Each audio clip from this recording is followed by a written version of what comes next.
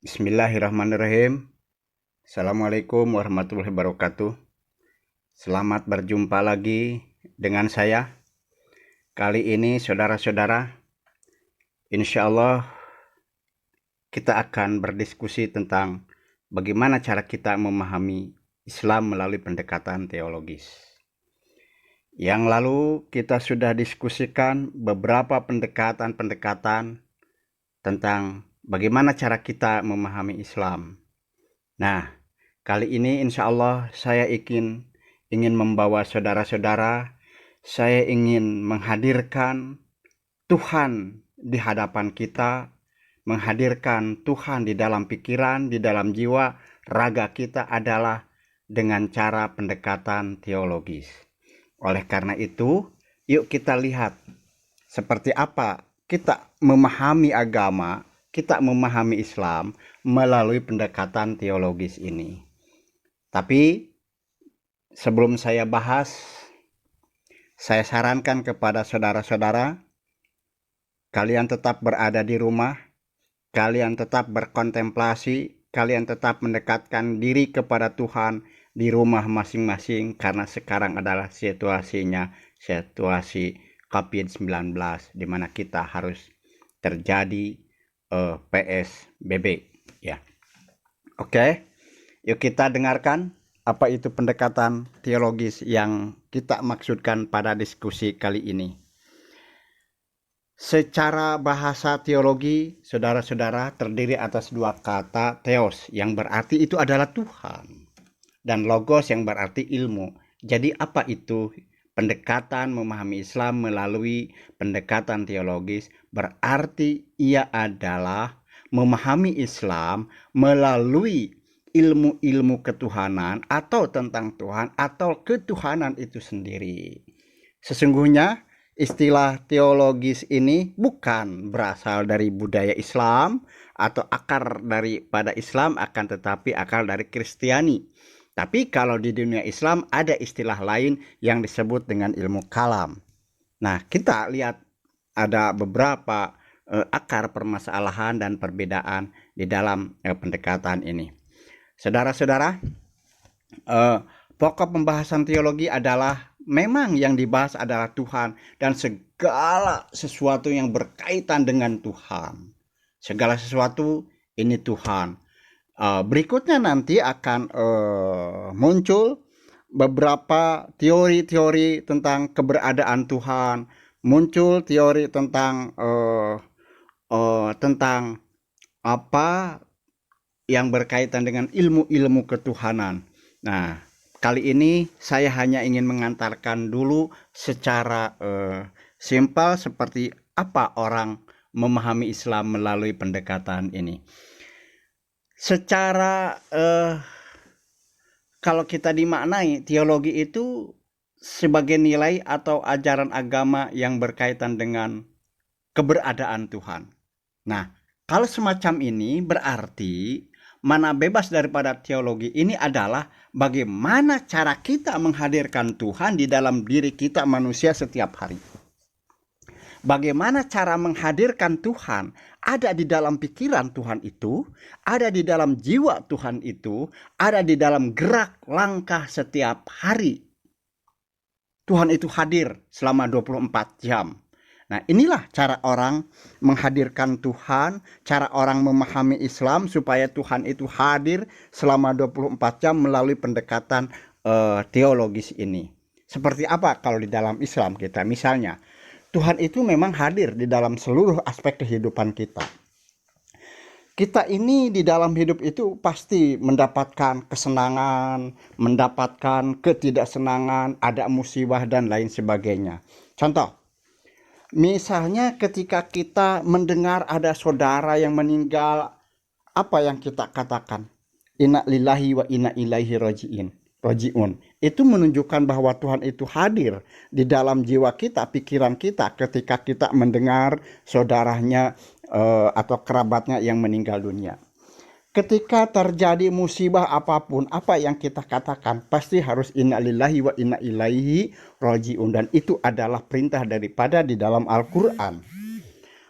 Berikutnya misalnya, Kalau kita melihat keindahan alam, oh betapa indahnya pemandangan ini, betapa indahnya sungai ini, maka dia akan mengatakan subhanallah, maha suci Allah.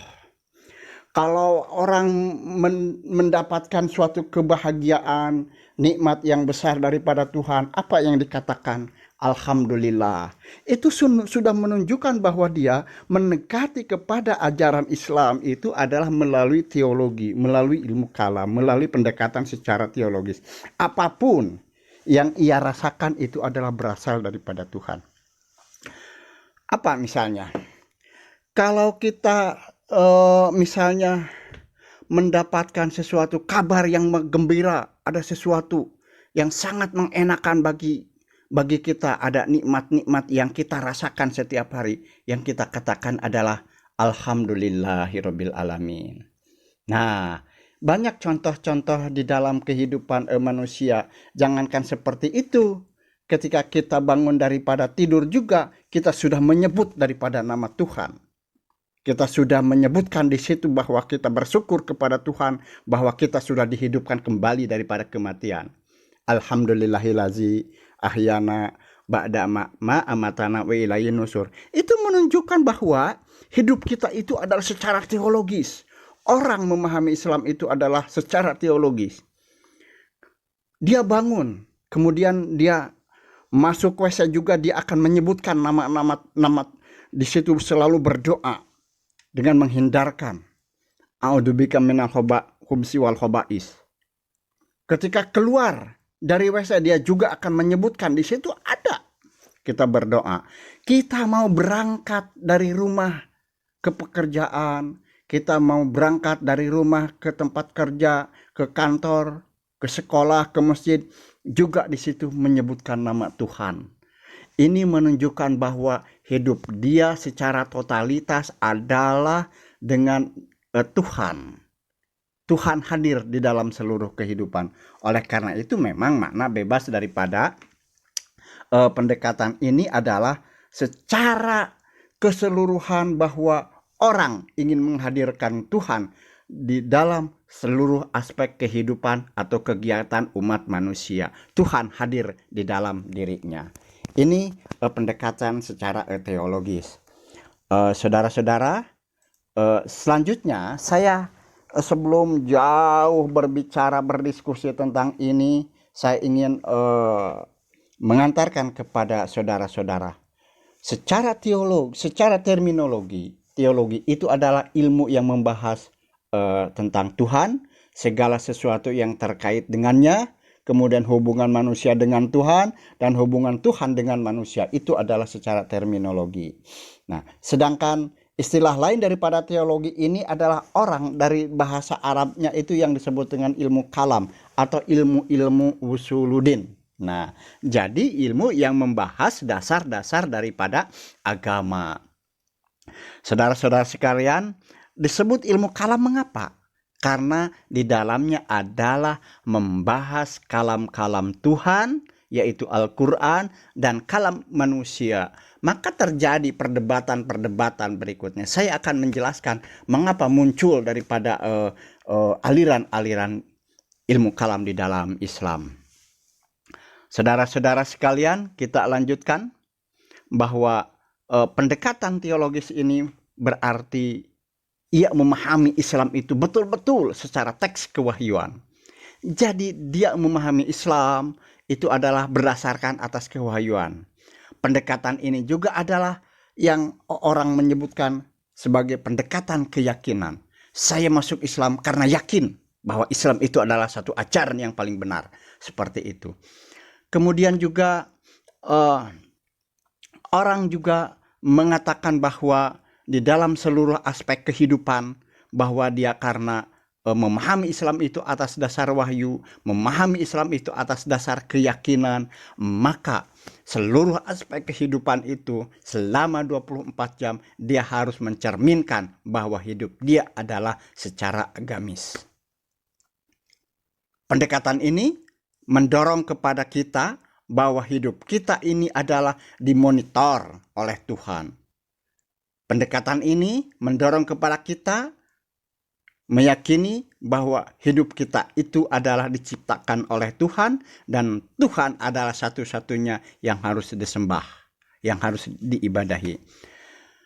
Selanjutnya yang kedua berikutnya, bahwa pendekatan teologis ini ada satu pemahaman, cara memahami tentang agama, cara memahami tentang ajaran agama yang ada di dalam ajaran-ajaran agama tersebut.